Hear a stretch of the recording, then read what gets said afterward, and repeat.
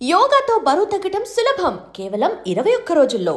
ఇంత బుజ్జిగా బుజ్జున్న ఈ బుజ్జోడికి ఎంత పెద్ద కష్టం వచ్చిందంటే 10 లక్షల మందిలో ఒక్కరికి వచ్చే అరుదైన వ్యాధితో బాధపడుతున్నాడు ఈ ఏడాది చిన్నోడు. ఇప్పటికి వాళ్ళ మదర్తో మాట్లాడితే మనసు చలించిపోతుంది. మేడం, 5 నెలల వరకు బాగానే ఉన్న బాబు ఒక్కసారిగా ఇన్ఫెక్షన్ వచ్చింది, ట్రీట్మెంట్ కోసం హాస్పిటల్కి తీసుకెళ్తే జెనెటికల్ రేర్ డిజార్డర్తో బాబు బాధపడుతున్నాడు. వీడికి పూర్తిగా నయం కావాలి అంటే కనుక ఒక 20 లక్షల వరకు ఖర్చు అవుతుంది వైద్యం నిమిత్తం. డాక్టర్లు చెప్పిన తర్వాత మా గుండెలు అదిరిపోయాయి. ఇప్పటికీ బాబు ట్రీట్మెంట్ కోసం చాలా ఖర్చు పెట్టాం. ఇక మా స్తోమత కాదు, మా చేతుల్లో ఏమీ లేదు. దయచేసి మనసున్న వారు ఎవరైనా స్పందిస్తే గనుక వీడు మళ్ళీ మాకు దగ్గర అవుతాడు. ఇలా ఉన్నటువంటి వీడిని చూసి మేము ఉండలేకపోతున్నామంటూ ఆ తల్లి చెప్తున్నటువంటి మాటలు వింటేనే కళ్ళంట నీళ్లు తిరిగాయి. ఒకసారి చిన్నోడు అలా బజ్జున్నాడు, చూడటానికి ఎంత బుజ్జిగా పడుకున్నాడు. వాడికి ఏం తెలియదు ఏమవుతుందో. కానీ 5 months వరకు అమ్మ, నాన్న, అత్త, మామ, అమ్మమ్మ అందరినీ చూసిన ఈ చిన్నోడు ఇప్పుడు మాత్రం చూపు లేకపోయిన పరిస్థితిలోనికి వెళ్ళిపోయాడు. అమ్మ మాటే వినపడుతుంది కానీ అమ్మ కనిపించట్లేదు అనేటటువంటి బాధ. కానీ 1 yearలో ఏం చెప్పగలుగుతాడు? ఏమీ చెప్పలేకపోతున్నాడు. కానీ ఈ చిన్నోడి బాధను మనమే అర్థం చేసుకుందాం. అసలు ఏమైంది ఈ చిన్నోడికి? వాళ్ళ అమ్మతో మాట్లాడి చాలా విషయాలు తెలుసుకుందాం.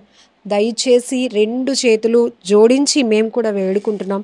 మా వంతు సహాయం మేము చేస్తాం. మీరు కూడా మంచి మనసుతో ముందుకొచ్చి స్పందిస్తే కనుక ఖచ్చితంగా ఈ అబ్బాయికి, ఈ చిన్నోడికి ట్రీట్మెంట్ అవుతుంది. మనందరం కూడా ఆ అబ్బాయిని బ్రతికించుకున్న వాళ్ళం అవుతాం. ఆ అబ్బాయికి చూపునిచ్చిన వాళ్ళం అవుతాం. ఖచ్చితంగా భగవంతుడు మీ నుంచి హెల్ప్ చేయాలని మేమందరం కూడా కోరుకుంటున్నాం.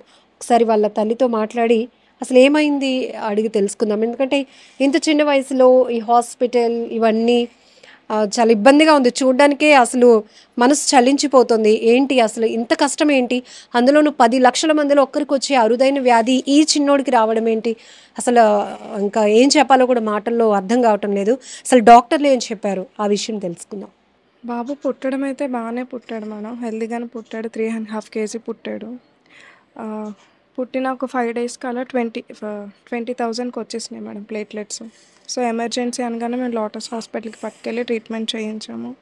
కానీ బాడీలో ఉన్న ప్రతి పార్ట్కి టెస్ట్ చేశారు, ఎక్స్రే తీశారు, అన్నీ చేశారు. కానీ ప్రాబ్లం ఎక్కడా లేదు. ఓన్లీ బ్లడ్లో ప్లేట్లెట్స్ మాత్రమే ప్రాబ్లం ఉన్నాయి. ఒక 3 monthsకి బోన్ మ్యారో టెస్ట్ చేశారు. అంటే బోన్ మ్యారోలో ప్లేట్లెట్స్ బాగానే ఉన్నాయా లేదా అని. బోన్ మ్యారో కూడా బాగానే ఉంది, కానీ అవి బ్లడ్లోకి కన్వర్ట్ అయ్యేసరికి ప్లేట్లెట్స్ తగ్గిపోతూ వస్తుంది. సో ఒక 5th month అలా వచ్చే టైంకి జెనెటిక్ టెస్ట్ చేశారు. సో ఆ జెనెటిక్ టెస్ట్లోనే బాబుకి రేర్ డిసార్డర్ ఉంది, విస్కాట్ ఆల్రిచ్ సిండ్రోమ్ అని చెప్పి బాబుకి ఆ రేర్ డిసార్డర్ అని చెప్పి తెలిసింది. పేషెంట్ అంటే అసలు 0 immunity, యాంటీబాడీస్ ఉండవు. మేము ఎవ్రీ మంత్ ఏం చేస్తున్నామంటే బాబుకి ఐవీఐజీ ఇంజెక్షన్ అని చెప్పి ఎవ్రీ మంత్ బాబుకి ఐవీఐజీ ఇంజెక్షన్ పెడుతున్నాం. దాని ప్రైజే 20,000 అలా ఉంటుందన్నమాట. ఈ 13 months కూడా మేము ఆ ఇంజెక్షన్ బట్టే బాబుని సర్వే చేసుకున్నాము. ఎవరు చెప్పారు మొట్టమొదట ఇది చాలా రేర్ డిసీజ్ అని? 10 లక్షల మందిలో ఒక్కరికి వచ్చే వ్యాధి అని డాక్టర్ చెప్పారు. తర్వాత మేము కూడా గూగుల్ చూసాము. విస్కాట్ ఆల్రిచ్ సిండ్రోమ్ గూగుల్ చేస్తే అందులో మాకు కూడా కనిపించింది. అంటే మేము రేర్గా విన్నాం కాబట్టి డాక్టర్ చెప్పడం, స్టార్టింగ్ డాక్టర్ అన్నారు, ఏంటి సార్ సిచ్యువేషన్ అంటే ఇది రేర్గా వచ్చేది, మరి మనం ఏం చేయలేము, మన ప్రయత్నం మనం చేద్దాము. ఇన్ఫెక్షన్స్ అంటే కంట్రోల్ చేయడానికి ఏమీ లేదా సార్ మెడిసిన్ అంటే, దీనికి మెడిసిన్ ఏం లేదు. సో వచ్చిన ఇన్ఫెక్షన్స్ని మనం తగ్గించుకోవడం తప్ప ఇంకేం ట్రీట్మెంట్ లేదు. ఫైనల్గా బోన్ మ్యారో ట్రాన్స్ప్లాంటేషన్ చెయ్యాలి అని చెప్పి డాక్టర్స్ చెప్పారు. మీరు గూగుల్ రివ్యూలో చూసినప్పుడు 10 lakhsలో 1 personకి వచ్చినటువంటి వ్యాధి అంటున్నారు.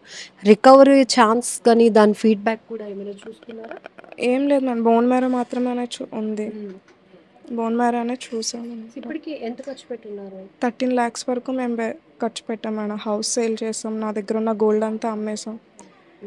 ఇప్పటి వరకు మేము 13 lakhs వరకు చేసాం. ఇంకా మా చేతిలో ఇంకేం లేదని చెప్పి మేము క్రౌడ్ ఫండింగ్ కోసం అని చెప్పి ఇలా మీడియా ముందు వచ్చి ఎంత అవుతుంది అంటున్నారు ట్రీట్మెంట్? 20 lakhs అవుతుంది అన్నారు మేడం. మనకి ఆరోగ్యశ్రీ అయితే ఒక 10 lakhs వరకు వస్తుంది అన్నారు.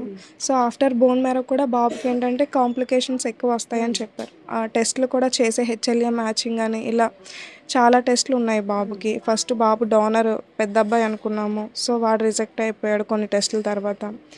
మా హస్బెండ్కి చేశారు. సో ఆయన ఓకే అయ్యారు, ఆయన సెలెక్ట్ అయ్యారు డోనర్ కింద. నెక్స్ట్ ఇంకా జరగాల్సిన ట్రీట్మెంట్‌లో ఈ టెస్ట్‌లకే చాలా అమౌంట్ అవుతుంది. ఆఫ్టర్ బోన్ మ్యారో బాబుకొచ్చే కాంప్లికేషన్స్ కూడా చాలా ఎక్కువుంటాయి. దానికి కూడా అమౌంట్ ఎక్కువవుతుందని చెప్పారనమాట.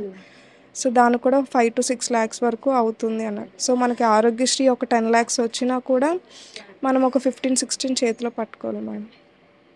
సో, పుట్టినప్పుడు బానే ఉన్నాడు. 5 మంత్స్ వరకు తన యాక్టివిటీస్ అన్నీ మీరు ఎంజాయ్ చేయగలిగారు. బాబు నార్మల్ కిడ్ ఎట్లా ఉంటాడు?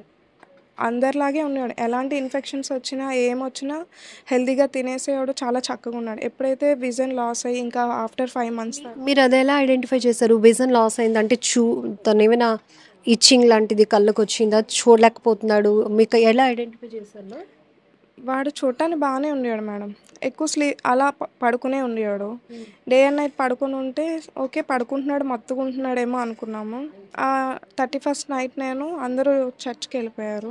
నేను ఒక్కదాన్నే ఉన్నాను. బాబు ఏంటి అసలు ఈరోజు ఎలానే వీడు డిస్టర్బ్ చేయాలి న్యూ ఇయర్ కదా అన్నట్టు నేను చూసి లేపితే మాట్లాడుతూ ఉంటే వాడు నాకు ఐ కాంటాక్ట్ ఇవ్వట్లేదు.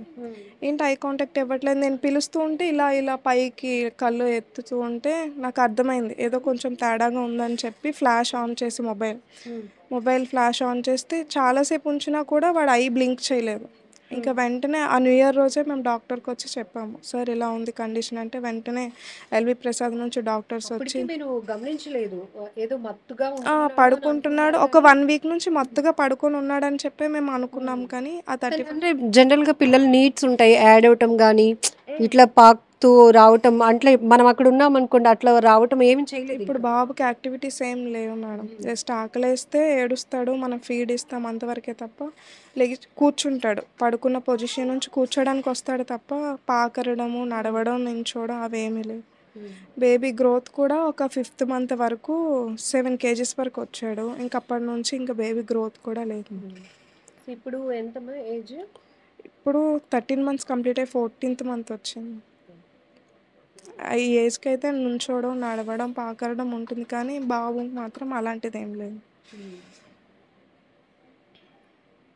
ఇప్పుడు ఏంటి హోప్? అంటే మీ నుంచి మేము కూడా అందరిని రిక్వెస్ట్ చేస్తున్నాము.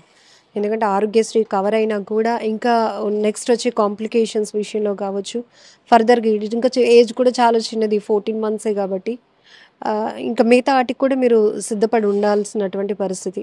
సో, ఇమ్మీడియేట్‌గా అయితే మాత్రం ఇప్పుడు విజన్ వస్తుంది అని ఏమైనా చెప్తున్నారా డాక్టర్? విజన్ కోసం అయితే ఆయన ఒక టెస్ట్ చేస్తామన్నారు మేడం. అదొక 15,000 టెస్ట్ అన్నారు. ఆ 15,000 టెస్ట్ తర్వాత వస్తుంది రానిది అన్నది చెప్పేస్తామన్నారు. సో, మనం ఏంటంటే 15,000 దాన్ని బేర్ చేయలేక ముందు ఈ ప్రాసెస్ అయితే తర్వాత చూపు కోసం ఇప్పుడు చూపు వస్తుందా రాదా అని తెలుసుకోవడానికి 15,000 ఖర్చు అవుతుంది. మ్యాక్సిమం రాదని చెప్పేశారు. మ్యాక్సిమం రాదు. ఒక 10% ఛాన్స్ ఉంది కాబట్టి ఆ 10% కూడా మనం టెస్ట్ చేసి చూద్దాము. రాదు అంటే ఇంకా ఎలాంటి లేజర్ ట్రీట్మెంట్స్ కానీ సర్జరీస్ కానీ అవ్వవు అని చెప్పేశారు మేడం. ఇప్పుడు చూపు కోసం కాదు, బాబు ముందు హెల్తీగా మీ దగ్గర ఉంటే అది ఇప్పుడు మేము చూపు కోసం ఆలోచించట్లేదు. ఈ బోన్ మ్యారో అయిపోయి బాబు మాతో ఉంటే చాలు అని చెప్పి మేము అనుకుంటున్నాం. సో, ఇప్పటికి ఉన్న 13-15 లక్షలు ఇల్లు అమ్మి, ఉన్న బంగారం అన్నీ అమ్మి ఇల్లు అమ్మి మాది పల్లెటూరు మేడం, సబ్బవరం దగ్గర. అక్కడ సైట్ అంత వాల్యూ ఏముండవు, రేట్లు కూడా అంత ఏముండవు. ఉన్న దాంట్లో అమ్మేసి, ఉన్న గోల్డ్ అమ్మేసి కొంత అమౌంట్ అప్పు చేసి సో ఇలానే చేసుకొని వచ్చాం మనం ఇప్పటివరకు. అమ్మ అని పిలుపు అనేది అది ఎంత వాల్యుబులో దేవుడిచ్చిన వరం. ఒక తల్లిగా నాకు తెలుసు, చూస్తున్న వాళ్ళలో అందరికీ తెలుసు, అమ్మ నాన్న అందరూ. ఎందుకంటే పిల్లలు అనేటప్పటికీ మనకు ఒక ఎమోషన్, ఒక ఎఫెక్షన్గా ఉంటారు. ఇంకా మనకి ఉందా లేదా అని కాదు, కానీ ఉన్నంతలో వాళ్ళని మనం బాగా చూసుకోవాలి. అప్పటి వరకు బాగున్నటువంటి బాబు ఒక్కసారిగా ఇలా అయిపోయాడు అన్నాక ఇంకా ఇట్లా పరిస్థితి. ఇంకా మీరు ఇంకా బాబు కోసం ట్రై చేస్తూ హార్డ్గా ఉన్నారు. దానికి నిజంగా రియల్లీ గ్రేట్. ఎందుకంటే ఎక్కడ ఒక హోప్ ఉండబట్టి అంతవరకు చేసుకొని వస్తున్నారు. సో, మీ నుంచి ఒక మదర్గా ఏం రిక్వెస్ట్ చేస్తున్నారు? అందరికీ ఎట్లాంటి హెల్ప్ కోరుతున్నారు? ఎందుకంటే ఇది మీ చేతుల్లో లేని పరిస్థితి, దాటిపోయింది. ఎందుకంటే మీరు చేయాల్సిందంతా కూడా ఆల్రెడీ చేసున్నారు.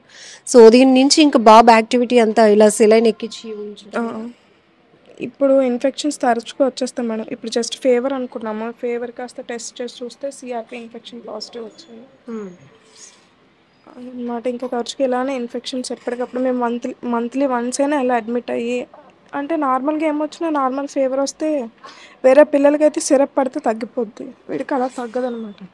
డైరెక్ట్ హాస్పిటల్కి వచ్చి అడ్మిట్ అయ్యి ఐవి ద్వారానే మెడిసిన్ వెళ్తూ ఉంటుంది. దానివల్ల బాబు క్యూర్ అవుతూ ఉంటాడు అనమాట. ఎవ్రీ మంత్ ఇదే జరుగుతుంది. ఇంక 20 lakhsతో మాకు ఇంకా మా చేతిలో ఏమీ లేక ఇలా క్రౌడ్ ఫండింగ్ అని చెప్పి ఆ డాక్టర్సే సజెషన్ ఇచ్చారనమాట. మేము ఎస్టిమేషన్ లెటర్ ఇస్తాము, మీరు పట్టుకెళ్ళి క్రౌడ్ ఫండింగ్ చేసుకుంటూ చేయండి అని చెప్పి డాక్టర్ సజెషన్ ఇవ్వడంతో మేము ఇలా మీడియా ముందుకు వచ్చాం. మీ డాడీ ఏం చేస్తుంటారు? వీళ్ళ డాడీ కేర్ హాస్పిటల్లో టెక్నీషియన్ చేస్తారు.